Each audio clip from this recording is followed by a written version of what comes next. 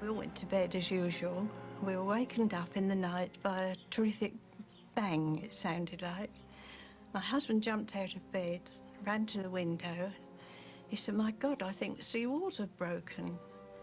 I said, "Don't be silly, they can't, don't joke."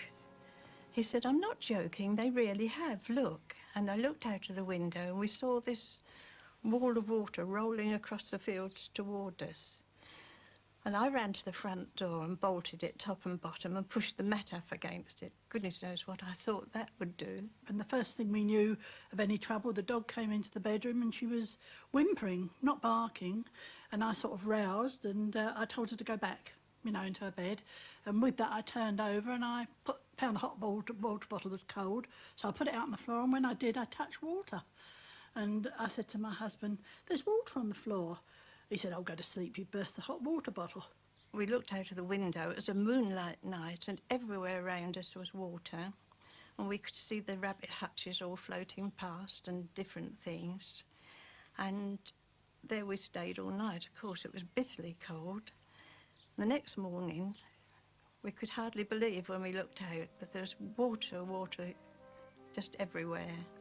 And looking across the field, we could see some cows huddled up onto a little bit of a mound. Mabel Glennie and Margaret Moyes can still vividly recall the night they became victims of the worst flood disaster on the Thames this century. They lived on Canvey Island in Essex when the sea walls broke at the end of January 1953. Canvey Island lies below normal high tide levels. In its early history, it was flooded many times. But the disaster took the islanders living behind their defensive walls completely by surprise. There was no flood warning system, and the islanders found it hard to believe the sea walls had been breached. The district surveyor on Canvey was Reg Stevens. I was knocked out by the local police sergeant at about 20 past midnight. And he told me he'd been getting reports of water coming over the sea walls on the northern part of the island. I immediately got dressed and went to the southern part of the island, which was near where we lived. And there was a very strong northwesterly gale. And the water near the seawall was relatively calm, and the moon was reflected in that water. But to my horror, I saw that the level of water was about a foot below the seawall. I knew that the seawall on the northern part of the island was a foot lower than the southern seawall, and realised that with the wave action that there would be a major problem in the northern part of the island. I realised then there was a major flooding disaster affecting Canvey Island. I went back to the office and had the fire brigade sound their warning sirens on the old air raid wailing note to try and wake people up, and got them firing maroons, trying to make a noise. The warning sirens were heard by some islanders. Bernard Griffiths. We heard the fire brigade siren go and thought, wow, that is some fire. And anyway, eventually went home in my little Morris 8 and was halfway up Seaview Road, which is the road opposite. And halfway up there is a dip in the road. And I ran into some fairly deep water, which cut my engine out. We got out to see what happened, and there was a fellow walking down the road. I turned around and asked him, I said, "That's some fire." And he turned around and said, "Oh, no, it's not a fire, mate, the island's flooded." In the moonlight, I saw that there was water already about 6-7 feet deep, with people clinging onto the roofs of houses, some bodies of people already drowned, and one body I remember seeing spread-eagled in a tree. And it really was a quite horrific sight. The first one we took off was an elderly gentleman who was on the flat roof of a garage, and we took him back to the Venge.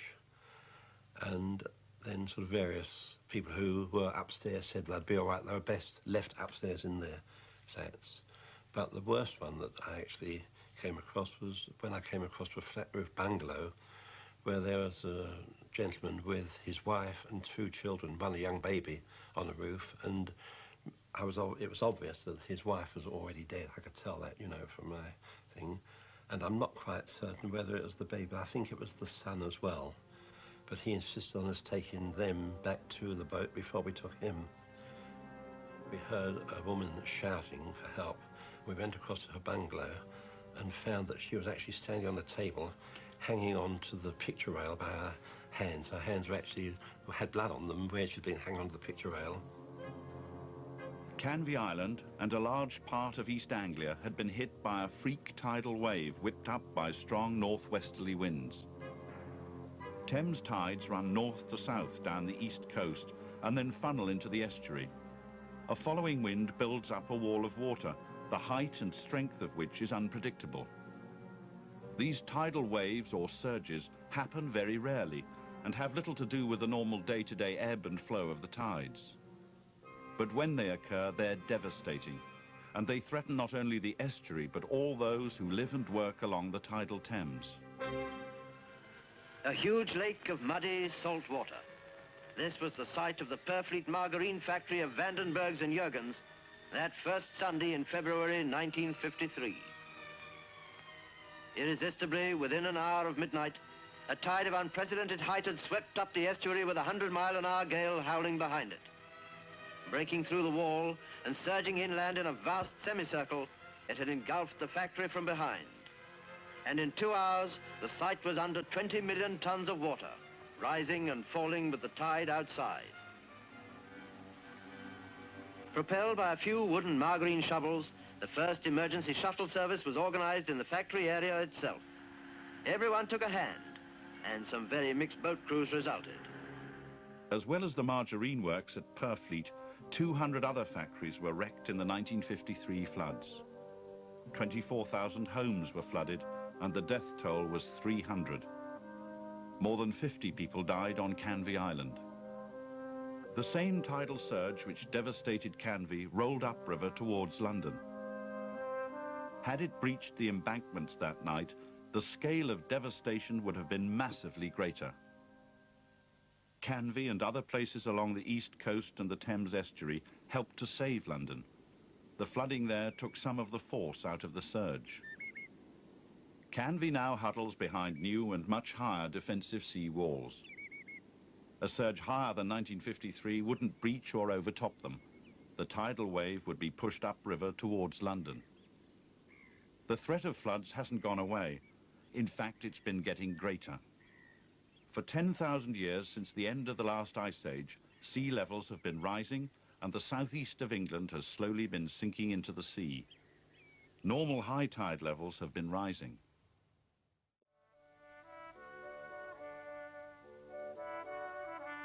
The story of Canvey Island is a classic tale of people searching for a home by the Thames, unaware of the threat the river poses.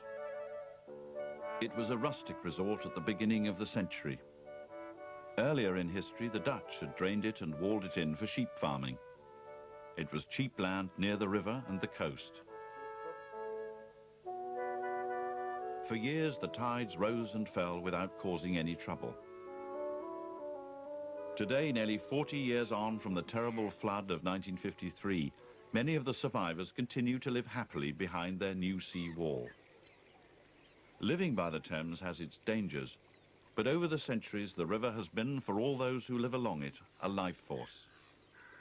After the disaster, Mabel Glennie and her family returned to Canvey. We came to Canvey because we found a very nice house with a large garden and fruit trees, and also my husband could have a little boat here, which he'd always wanted. And as to flooding, it never entered our heads until the insurance films came through. One of the questions was, is there any danger of flooding? To which my husband replied, not unless the sea walls broke. Well, when we bought our house, it was very old-fashioned, and we spent over £500 putting new fireplaces in and making it a little more modern. And this was all finished on October, the end of October. And the night of January the 31st, when the flood waters came in, the whole lot was ruined. We finally managed to get back to the house about 2 weeks afterwards by wearing seaman's boots and wading across. And there the destruction was just unbelievable. And the smell was terrible. You could just not imagine. There were even dead fish lying around. And everything was saturated.